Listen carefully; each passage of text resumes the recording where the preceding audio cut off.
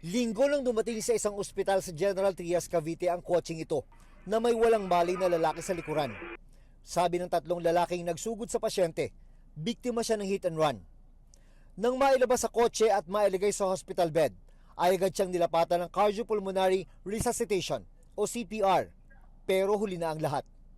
Yun po yung findings po ng hospital na upon receipt of the patient, yung victim, patay na daw po talaga yon. Pinaandar na ng driver ang kotseng naghatid sa pasyente. Sasakay din sana ang dalawa niyang kasamang nakahudi, pero pinigilan sila ng gwardya at pinapasok sa emergency room.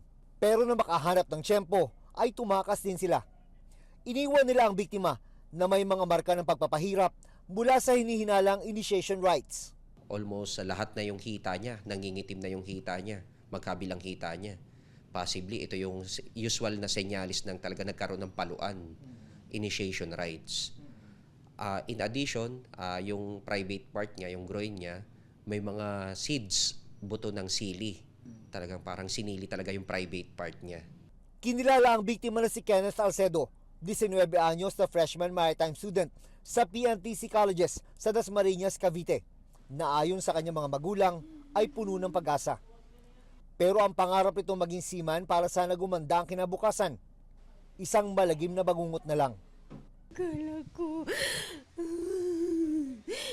pasok sa school ng seaman. Doon, matupad yung pangarap niya. Doon lang pala nagtatapos. Hindi ko hirap tanggapin.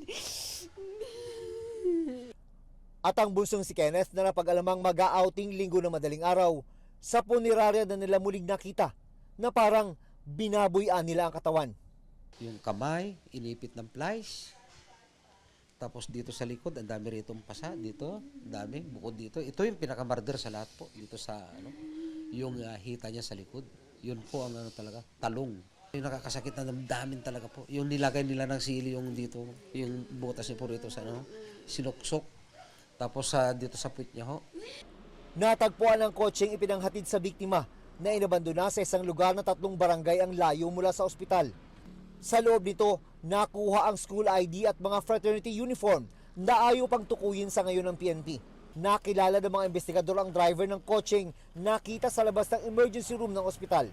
Meron na rin silang ideya kung sino ang dalawa niyang kasama.